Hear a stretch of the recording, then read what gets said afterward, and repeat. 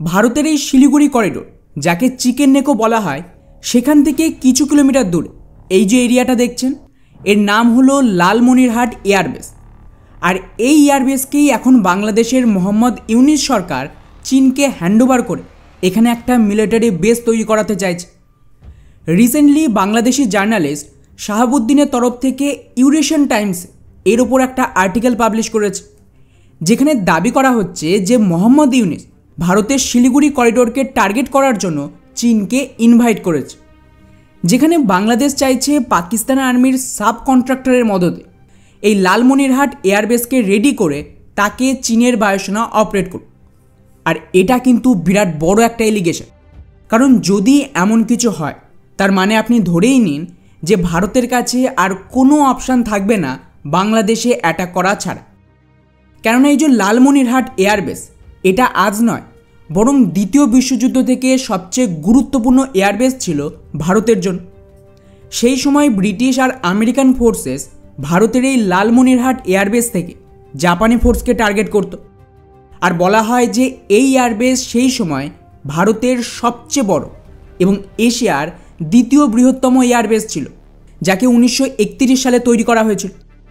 কিন্তু দুর্ভাগ্যজনকভাবে এত গুরুত্বপূর্ণ একটা বেস তৎকালীন কংগ্রেস সরকার দেশভাগের দরুন পাকিস্তানকে ধরিয়ে দেয়, যা আজ বাংলাদেশের কাছে রয়েছে। ইন্টারেস্টিং বিষয় হলো, এখানে খেয়াল করেন বলা হয়েছে যে মোহাম্মদ ইউনিস নিজে এটাকে চীনকে অফার করেছে, চীনের ডিমান্ড করেন। কেননা ইউনিসের চিন্তা হলো, যদি কোনো তৃতীয় দেশ যাদের সাথে ভারতের লড়াই আছে তারা এই এয়ারবেস পেয়ে যায়, তাহলে এর মাধ্যমে ভারতের নর্থ ইস্ট রিজিয়নকে আলাদা করার জন্য ব্যবহার করা যেতে পারে। এর ম্যাপটা যদি খুব ভালোভাবে খেয়াল করেন তাহলে বুঝতে পারবেন যে এখান থেকে মাত্র 10-12 কিলোমিটার দূরে আমাদের এই শিলিগুড়ি করিডোর রয়েছে। তো তাকে টার্গেট করার জন্য বেস্ট রাস্তা হতে পারে এই এয়ারবেস। কেননা যদি শিলিগুড়ি করিডোরে অ্যাটাক করতে হয় তার জন্য এয়ার সাপোর্ট দরকার, এবং এয়ার অ্যাটাকই একমাত্র রাস্তা একে ক্যাপচার করা। গ্রাউন্ড ফোর্স ভারতের বিরুদ্ধে খুব একটা কাজে আসবেন। তো এই লালমনিরহাট এয়ারবেস থেকেই কন্টিনিউয়াসলি শিলিগুড়ি করিডোরে বম্বিং করলে এর যে 20 কিলোমিটার চওড়া এরিয়া রয়েছে তার হাইওয়ে, রেলওয়ে লাইন পুরোটাই ডিস্ট্রয় করা যায়। এতে ভারতীয় ফোর্সের মুভমেন্ট, মানে গ্রাউন্ড ফোর্সের কথা বলছি, তাকে কিন্তু অনেকটাই আটকানো সম্ভব। আর এমন নয় যে এই খবরটা পুরোপুরি ফেক হবে, কারণ যে ব্যক্তি ইউরেশিয়ান টাইমসে এই আর্টিকেলটা লিখেছেন তার নাম সালাউদ্দিন শোয়েব চৌধুরী। মনে করিয়ে দিতে চাই, এই সেম ব্যক্তি এরও খুলাসা করেছিল যে আমেরিকা বাংলাদেশের রিজিম চেঞ্জ করানোর পরিকল্পনা করছে, যা পরে গিয়ে সত্যি হয়। এরকম বেশ কিছু তথ্য সামনে এসেছিল যা পরে সত্যি প্রমাণ হয়েছে। তাই এটাকে লাইটলি তো নেওয়া যায় না, স্পেশালি যেভাবে মোহাম্মদ ইউনিস এখন চায়নাতে গিয়ে ভারতের নর্থ ইস্টকে টার্গেট করছে, স্পেশালি নিজেদেরকে গার্জিয়ান অফ দ্য সি প্রমাণ করতে চাইছে, নর্থ ইস্টকে ল্যান্ডলক দেশ বলছে। তাতে তো সন্দেহের অবকাশই নেই যে এই মুহূর্তে মোহাম্মদ ইউনিস কী চাইছে। এখন প্রশ্ন আসছে যে চায়না এখানে সত্যিই কি বাংলাদেশের ডাকে সাড়া দিয়ে মিলিটারি বেস তৈরি করবে এবং ভারত পাল্টা কি জবাব দেবে? যেমনটা আমি আমার শেষ দুটো ভিডিওতে বলেছিলাম তাকেই রিপিট করছি, এই মুহূর্তে চীনের কিন্তু কোনো প্ল্যান নেই বাংলাদেশকে নিয়ে, না মিলিটারি বেস তৈরির, না ইনভেস্টমেন্টের, আর না ভারতের সাথে যুদ্ধ করা। এই মুহূর্তে ভারত আর চায়না এক তরফে রয়েছে, আর দুই দেশ মিলিতভাবেই কাজ করবে, কারণ মাল্টিপোলার তৈরি করা আর তাকে শেপ দিয়ে লিডারশিপ এই দুই দেশের হাতেই তো আসবে। এখন ডেফিনেটলি চীনকে নিয়ে জানি কেউ ভরসা করতে পারবে না, যেটা স্বাভাবিক। তাই আমার এই লজিককে প্রমাণ করার জন্য আমি কয়েকটা উদাহরণ দিচ্ছি। এই ভিডিওটা দেখুন, এখানে দেখতে পাবেন যে চীনের অ্যাম্বাসেডারের সাথে ভারতের ফরেন সেক্রেটারি বিক্রম মিস্ত্রি কেক কাটছে, সেলিব্রেট করছে 75 বছরের ভারত চীন সম্পর্ক। আমার মনে নেই যে এইভাবে এই সরকারের বড় লিডারশিপ, তাও আবার এত গুরুত্বপূর্ণ পদের ব্যক্তি, এই ধরনের জেস্চার দেখিয়েছে চীনের জন্য, তাও আবার এমন সময় যখন লাদাখে সবে দুই দেশের লড়াই শেষ হয়েছে। এর থেকে কী ইঙ্গিত পাচ্ছে? আর এই যে বিক্রম মিস্ত্রি, ইনি কিন্তু সেম ব্যক্তি যে বাংলাদেশে গিয়ে ওদের আর্মির সাথে গোপন মিটিং করে, আর আর্মি এখন ইউনিসের বিরুদ্ধে চলে গেছে সেটা তো দেখতেই পাচ্ছে। ফলে এনাকেই চীনের সাথে সেলিব্রেট করার জন্য পাঠানো একটা বড় ইঙ্গিত ছিল বাকি দেশগুলোর সাথে, যেখানে এক্স্যাক্টলি কী করছে ভারত। দ্বিতীয় উদাহরণ দিই আমেরিকাকে। ট্রাম্প গোটা বিশ্বের ওপর ট্যারিফ চাপিয়েছে, এটা আপনারা জানেন। পার্টিকুলারলি চীনের কথা বললে ওরা আগে চীনের ওপর 20% ট্যারিফ লাগিয়ে রেখেছে, তারপর এখন আরও 34%, মানে টোটাল 54%-এর বেশি ট্যারিফ, যা ভারতের তুলনায় প্রচুর বেশি। তো চীনের যে মূল মার্কেট মানে আমেরিকা, সেটাই যেতে বসেছে, যা আমি আগেই প্রিডিকশান দিয়েছিলাম এটা হবে। কারণ আমেরিকার ডলার শেষ, আমদানি করা ওদের পক্ষে আর সম্ভব নয়, তাই ওরা নিজেদের দেশেই এই সমস্ত প্রোডাক্ট তৈরির চেষ্টা করছে।